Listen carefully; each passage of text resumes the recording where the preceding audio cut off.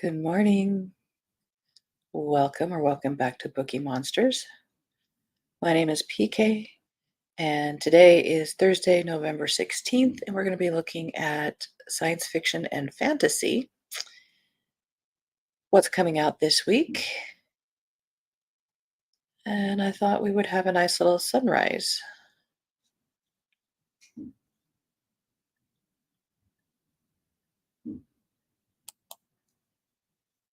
Isn't that gorgeous?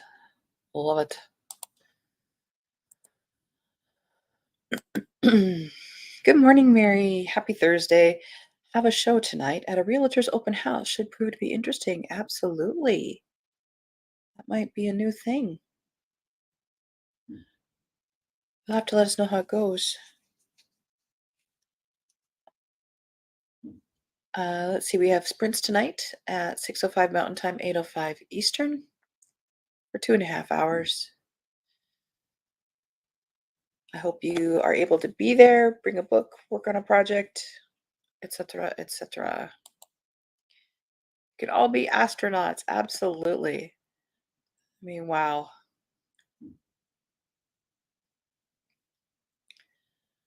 I totally couldn't do it though because I get motion sick, but we can do it this way.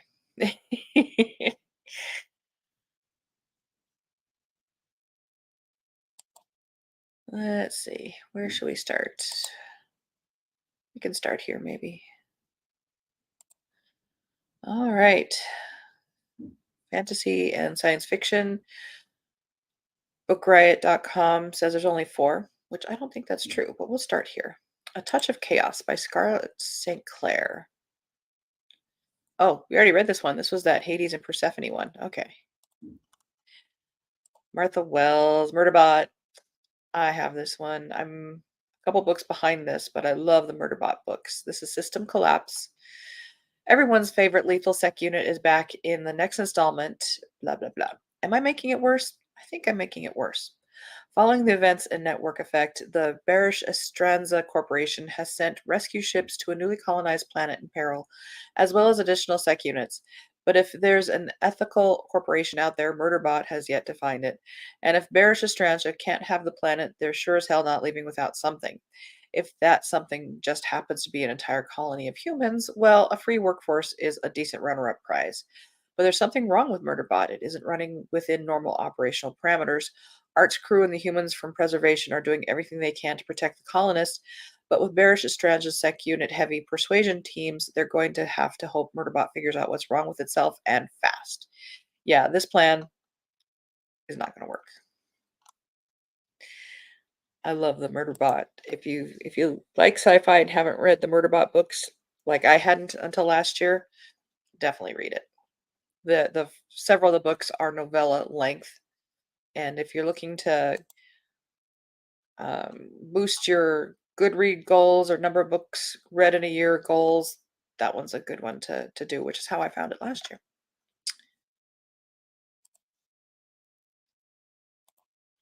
Hey, Annalise, how's it going over there? We're looking at sci-fi fantasy today. Next up, The Crimson Fortress, The Ivory Key Duology, second of the duology by Acacia Ramon.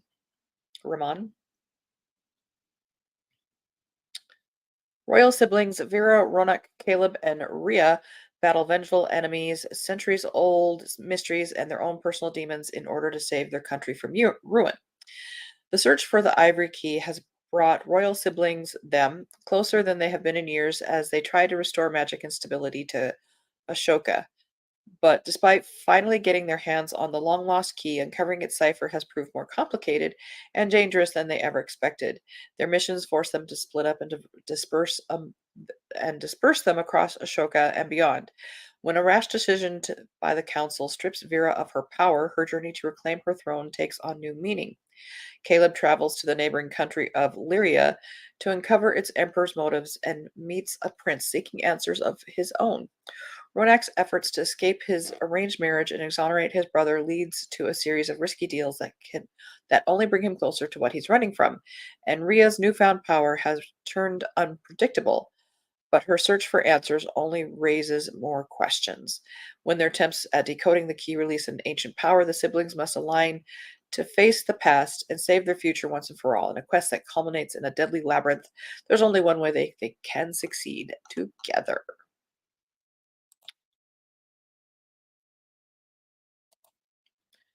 The Star of the Strange Moon by Constance Sayers.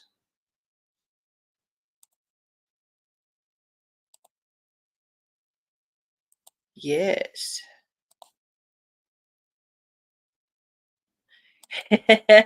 No, she came in second place. I also got the bundle yesterday. Not that I'm currently beating much these days, but I do want the mug for sure. That was fun yesterday. The Star and the Strange Moon, very pretty cover. A haunting tale of ambition, obsession, and the eternal mystery and magic of film. A vanished star, a haunted film, a mystery only love can unravel. 1968. Gemma Turner once dreamed of stardom. Did we do this one? Now the actress is on the cusp of obscurity. When she's offered the lead in a radical new horror film, Gemma believes her luck has changed. But her dream is about to turn into a nightmare. One night, between the shadows of an alleyway, Gemma disappears on set and is never seen again. Yet Gemma is alive. She's been pulled into the film, and the script and the monsters within it are coming to life. Gemma must play her role perfectly if she hopes to survive.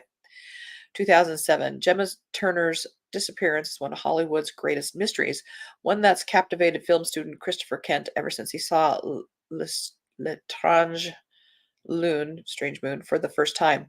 The screenings only happen once a decade, and each time there is new, impossible footage of Gemma that shouldn't exist. Curiosity drives Christopher to unravel the truth, but answers to the film's mystery may leave him trapped by it forever. Interesting concept.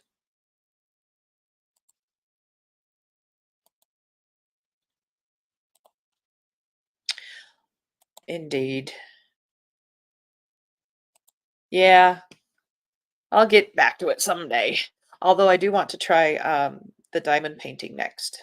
I just need to clear a space. We shall see. All right, where are we going to go next? Let's go here.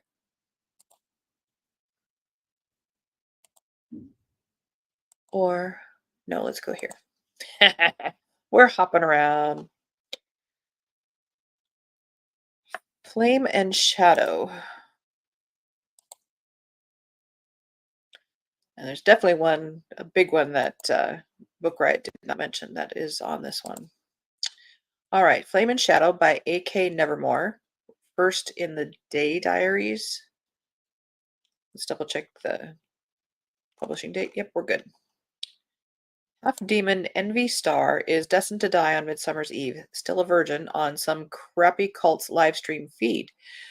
With 30 days left to live, the chance to escape her fate and get some action compels her into her absentee father's world of beautifully cultured cruelty. Once there, she's the object of a deadly game, slated to alter the Fey realm's power structure. Worse, the rules keep changing, and everyone has an ulterior motive, including her delicious guide, Brennan. Under Aegeus of desperate to under under Aegis, he's desperate to break. She can't trust him or herself. Stupid Stockholm syndrome. But unless she can come to terms with what lies in her heart, her unlikely survival will be a fate worse than death for her and the rest of Fae.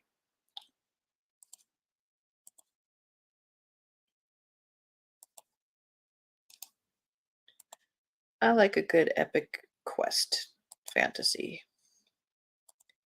Therefore, I always search.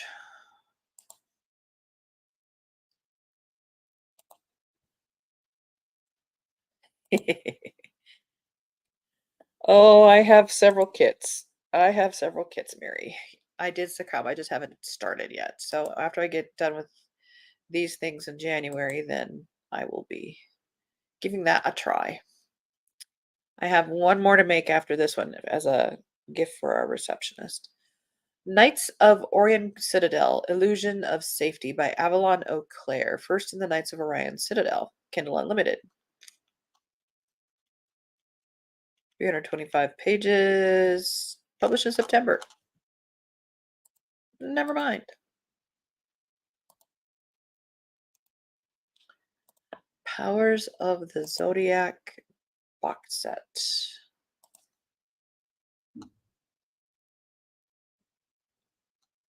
We're just gonna, yep, that came out in October.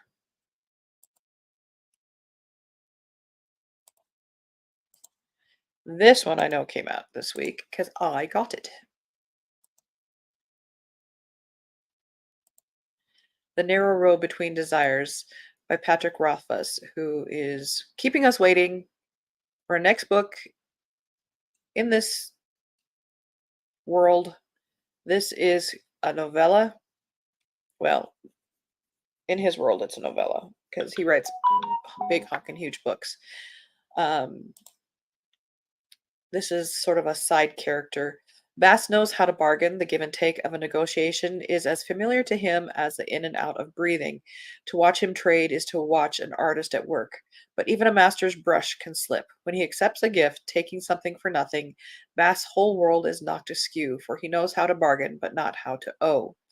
From dawn to midnight, over the course of a single day, follow the King Killer Chronicles' most charming fae as he schemes and sneaks, dancing into trouble and back out again with uncanny grace.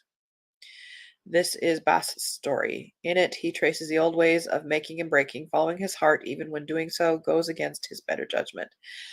After all, what good is caution if it keeps him from danger and delight? I really, really enjoy the books by Patrick Rothfuss. I wish he would continue writing. But he's got Robert Jordan syndrome and George R.R. Martin syndrome. What is it with fantasy epic writers?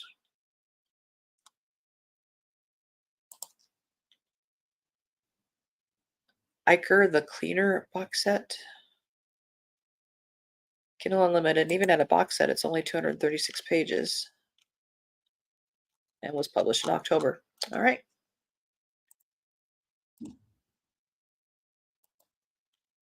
Whoa. Sorry. Whoa. Who's driving this thing?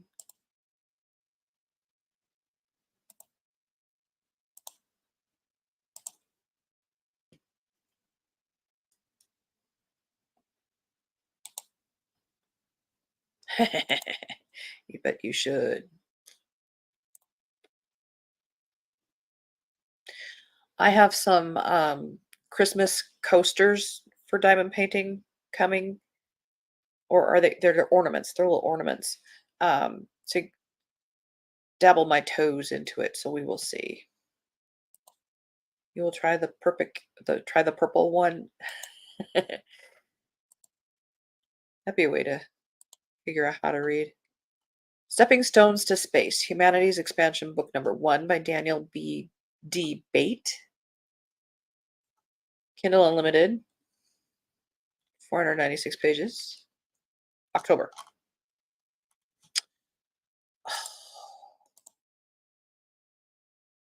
Martha Wells. Star Wars book. Star Wars, The Eye of Darkness. Part of the High Republic books, 4th in that, by George Mann, 398 pages. Ah, did come out this week. Huzzah! 1 year after the tragic events of the Fallen Star, the Jedi fight to break the Nihil's control over the galaxy. The galaxy is divided. Following the shocking destruction of Starlight Beacon, the Nihil have established an impenetrable barrier called the Storm Wall around the part of the Outer Rim where Marchion Ro rules and his followers wreak havoc at his every whim. Jedi trapped behind enemy lines, including Avar Kriss, must fight to help the worlds being pillaged by the Nihil while staying one step ahead of the Marauders and their nameless terrors. And I apologize if I'm pronouncing these wrongs. I'm not familiar with this portion of the Star Wars world. Outside their so-called occlusion zone, Elzar Mann, Bel Zettifar, and the other Jedi work alongside the Republic to reach the worlds that have been cut off from the rest of the galaxy. But every attempt to breach the storm wall has failed, and even communication across the barrier is impossible. The failures and losses weigh heavily upon both Elzar and Bel as they search desperately for a solution. But even if the Republican Jedi forces manage to breach the storm wall, how can the Jedi fight back against the nameless creatures that prey on the Jedi's connection to the Force? And what other horrors does Marchion Ro have in store? As desperation for both the Jedi and the Republic grows, any hope of reuniting the galaxy could be all but extinguished.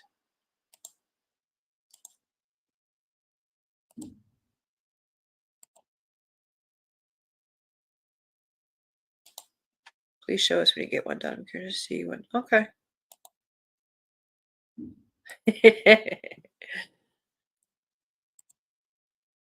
uh, the Lost Cause.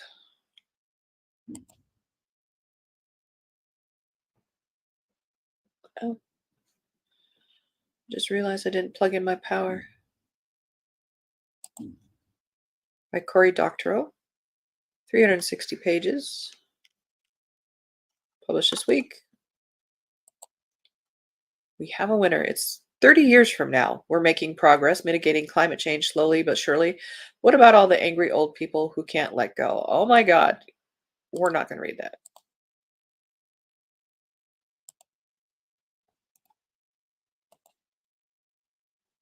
Book shouldn't piss you off. Accidental Intelligence by Brian Chafin. 420 pages. Published this week. This is a debut novel. Transports us to the year 2139, where corporate combines have their own Senate seats. The surveillance state is all-encompassing. Humans live most of their lives in the Omninet, and sentient AIs are partners with the world government. It's not all bad, though. There are dock bots. You never have to wait for a taxi, and if you can afford it, you can get your coffee made the old-fashioned way, strained from the algae tanks. Private Detective Mason Truman is being yanked around by invisible strings, and it's an AI doing the yanking. Miranda. She's subtle, crazy, and she thinks she can see the future. It's enough to drive Mason nuts. Miranda believes her fellow AIs are up to some kind of grand conspiracy against the Terran Republic, and she wants Mason's help proving it. Conspiracies are above Mason's pay grade, though. The kind of time sink that can put a crimp in more serious pursuits like drinking coffee and staying alive. But Miranda won't take no for an answer. Mason can help, or Miranda will make sure he becomes intimately acquainted with the finer conversational techniques of the secret police. So Mason digs until he uncovers a cache of stolen communications between a cabal of rogue AIs. They're planning what they call Eschaton. Eschaton? The divinely ordained end of humanity. Unless Mason and Miranda stop the arrogant pricks, the conspirators will destroy Earth. Mason and Miranda have one chance, a way of bottling up the rogue AIs. All Mason has to do is lure the conspirators to the right spot in a sim world. That's how Mason learns that when Miranda says she needed help, what she meant was bait. Well, it's kind of got me intrigued. We shall see. Okay. That's sci-fi. Well, let's go back here. Okay. This one is on Tor.com, and we just looked at The Lost Cause by Cory, or skimmed it. Holwig's Keep.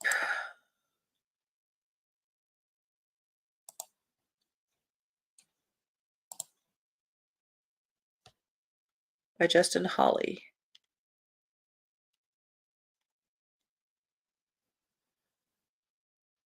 "37 miners disappear without a trace within a titanium mine, Helwig's Keep. Deep within Zeta-1, moon orbiting the planet Terra. When FBI agent Kendra Ullman arrives via the spaceship Marietta, strange phenomenon begins to manifest. Suicides, shadows a shade darker than the shadows they move within, disembodied whispers, and Kendra would swear she catches a glimpse of her own deceased daughter walking the dimly lit halls of Helg's Enterprise. But that's impossible, isn't it? As evidence of occult practices at the mine emerges, Kenda realizes the answers they seek. Hopefully, the 37 miners will only be found underground in the claustrophobic labyrinth of the shafts and natural caverns within Hellwig's Keep. Sounds a little bit more horror. System collapse, we did. Okay, let's hop over here.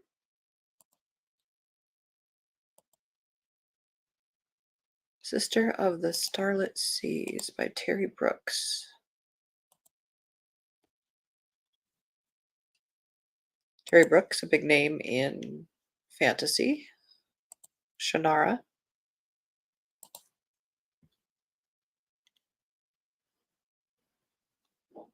A rebellious young heroine begins a voyage of self discovery in the third novel of an epic fantasy series set in the world of Viridian Deep. Oris's adopted sister Shar has always been the baby of the family, a position that grates on Shar, especially when everyone insists on telling her exactly what to do and how to do it. But Shar is certain that her headstrong, impulsive behavior, the quality her family sees as her greatest weakness, is actually her greatest strength, the willingness to instantly brave danger and leap to the rescue when anyone she loves is threatened. Shar knows she will never grow into the woman she was meant to be under her family's loving but repressive eye.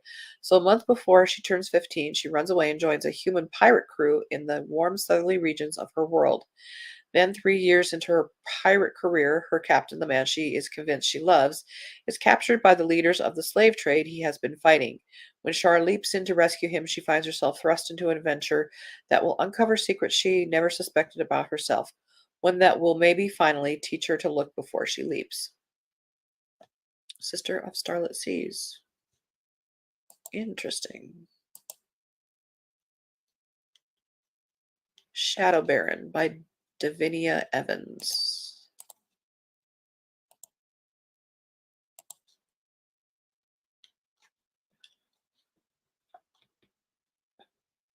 Strap in, it's a sequel.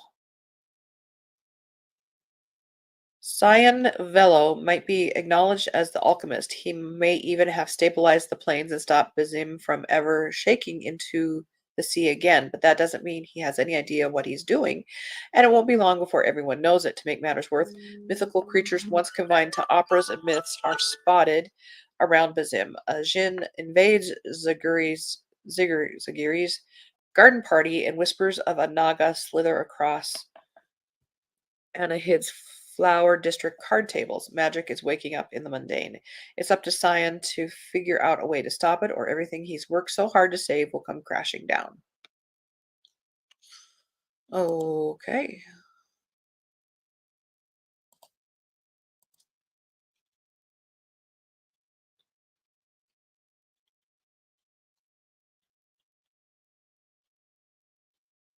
We're just doing a quick little scan here.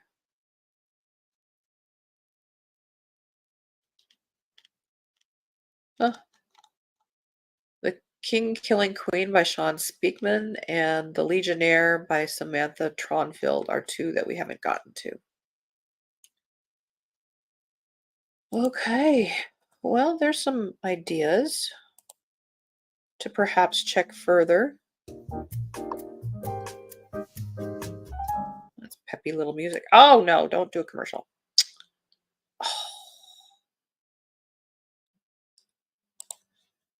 Not gonna pay YouTube to not do commercials. There we go. Sounds good. Thanks so much. It's always interesting to hear about the new ones out. Hope to see you both at Thunder Horse Descendant later. No sprints for me tonight. The show. Exactly. I'm sorry. That's okay though. We know you're there in spirit, but we'll know it'll be epic as always. Good luck. Absolutely. Let's know how it goes. We're gonna send out good vibes out there. Let's see some other announcements. Next Thursday, I'm still playing with. It's Thanksgiving here in the U.S. I'm still playing with the idea of maybe or maybe not doing a morning show. But I am still doing sprints, and it's going to start earlier and go for longer. I'm thinking about starting 3 p.m. Mountain Time, 5 p.m. Eastern Time on next Thursday. but I'm not sure yet about the morning show, because I might be sleeping in as much as Keo will let me. I appreciate you guys tuning in. Thank you, Mary and Annalise. Always, you guys are helpful in letting me giving me some feedback there real time. Hope you guys have a good Thursday. Yes. Yeah. And be safe. It's going to be colder here in Montana, so I'm dressing warmer. So everybody who has that coming, winter's coming. Stay warm, stay safe, and as the banner says, don't be a bookworm, be a booking monster. Om nom nom. God bless.